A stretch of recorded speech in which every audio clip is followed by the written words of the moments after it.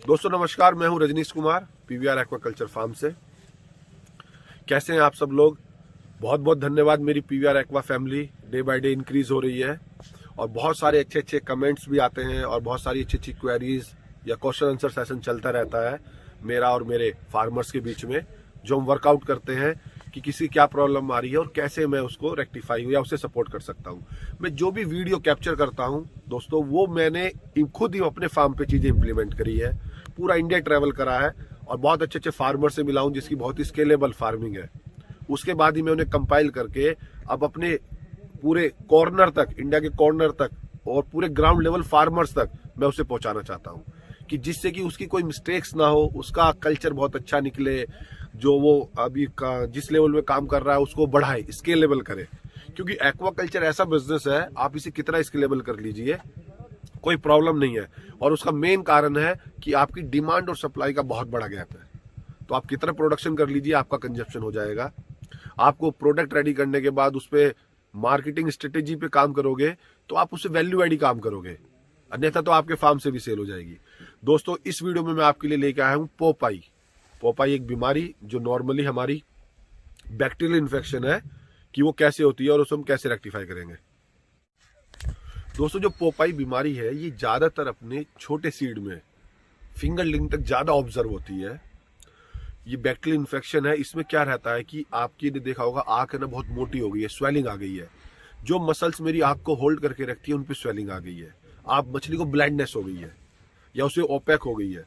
तो ये अगर आपको ऑब्जर्व हो रही है आप इस टाइप की प्रॉब्लम, तो समझ जाइए कि कहीं ना कहीं मेरा इन्फेक्शन आ गया है मेरी वाटर बॉडी में, मेरी मछलियां बीमार होनी स्टार्ट हो गई हैं। पुअर फीडिंग, विटामिन की डेफिशिएंसी या हैंडलिंग रफ हुई है आपकी, तो ये भी एक कारण है इस बीमारी के आने का। और ये बीमारी आपकी हमेशा आप ऑब्जर्व करोगे, जब आएगी तो काफी सारी मछलियों में एक साथ आ जाएगी। तो अगर ऐसा आपको लग रहा है अपने फार्म पे, और कोई भी बीमारी को आप उसके फिजिकल या बिहेवियर चेंज से अगर आप फ्रीक्वेंट विजिट नहीं कर रहे अपने फार्म पे, तो ये बहुत ही एक नेगेटिव है आपके लिए जो आप फार्मिंग करने जा रहे हो। क्योंकि आपको अगर सपोज कीजिए आपकी 2 मछलियां मरी हैं आज, अगर आप अपने फार्म पे खुद फ्रीक्वेंट विजिटर हो, खुद रेगुलर जाते हो, तो आप उसका डायग्नोस, आप उसका ट्रीटमेंट, आप उसके बारे में किसी से जानने की कोशिश करेंगे।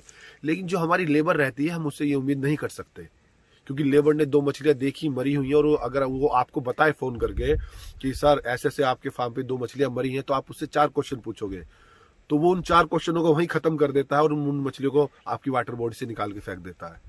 तो जो इन्फेक्शन हुआ है वो भी है आपकी वाटर बॉडी में, आपको पता ही नहीं चला।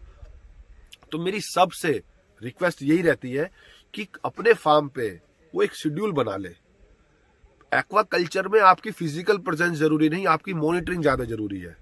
अगर आपकी मॉनिटरिंग होगी तो आप अल्टरनेट डे, वीक में 2 बार अपने फार्म पे भी जाएंगे जरूर। तो बात कर रहे थे हम पोपाई की।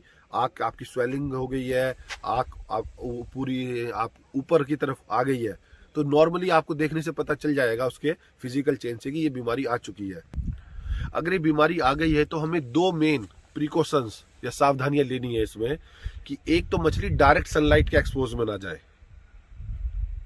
हम अपने वाटर बॉडी को कवर करें कुछ भी करके। दूसरा, जब वो ये बीमारी आ जाती है तो उसके अंदर ब्लाइंडनेस टाइप आ जाती है, तो वो ओवर क्राउडिंग एरिया में ना जाए। और जब वो ओवर क्राउडिंग एरिया में जाएगी तो वहां पे उसको वो इधर उधर टकराएगी वाटर बॉडी में, तो फिर वो इंजर्ड हो जाएगी। तो पहले वो बीमार है, और जब बीमार होती है तो इम्यून वीक हो जाता है। जब इम्यून वीक हो जाता है तो उसकी बैक्टीरिया, जो हार्मफुल बैक्टीरिया ने मेरे पे अटैक किया हुआ है, वायरस ने अटैक किया हुआ है, उससे लड़ने की क्षमता कम हो जाती है। तो हमें 2 मेन ध्यान रखने हैं कि एक वो सनलाइट को हम डायरेक्ट एक्सपोज ना करें, और वो ओवर क्राउडिंग एरिया में अगर आपको ऐसी बीमारी आ रही है, आपकी छोटी वाटर बॉडी है, तो आप उन्हें सेग्रीगेट भी कर सकते हैं। उन्हें अभी अगर 1 टैंक है तो आप 2 टैंक में डिवाइड कर सकते हैं। दोस्तों इसकी ट्रीटमेंट के लिए भी आपके पास जो सॉल्यूशन है, क्लोरोमाइसिटिन की, उसे बात कराएं इन्फेक्टेड फिशिस को 8 से 10 mg पर लीटर, या फिर हम उसे KMnO4 से 0.1 mg पर लीटर से बात कराएं। बाद में हम उसमें लाइम ऐड कर दें, कैल्शियम कार्बोनेट, तो ये बीमारी रेक्टिफाई हो जाती है। और कोई भी बीमारी जब आती है आपकी वाटर बॉडी में, हम कोई भी ट्रीटमेंट 2 से 3 दिन कंटिन्यूस चलाएं। इसमें हमें कोई एंटीबायोटिक की रिक्वायरमेंट नहीं है एकदम सडन कि हम हाई डोज दें। हम ग्रेजुअली धीरे धीरे इंक्रीज करेंगे और धीरे धीरे अपनी बीमारी को कंट्रोल करेंगे। इस बीमारी से जो कॉर्निया पुतली होती है मछली की वो इम्पैक्ट हो जाती है। तो दोस्तों हम नॉर्मली मेडिसिन यूज करें उसमें उस बीमारी को रिकवर करने के लिए।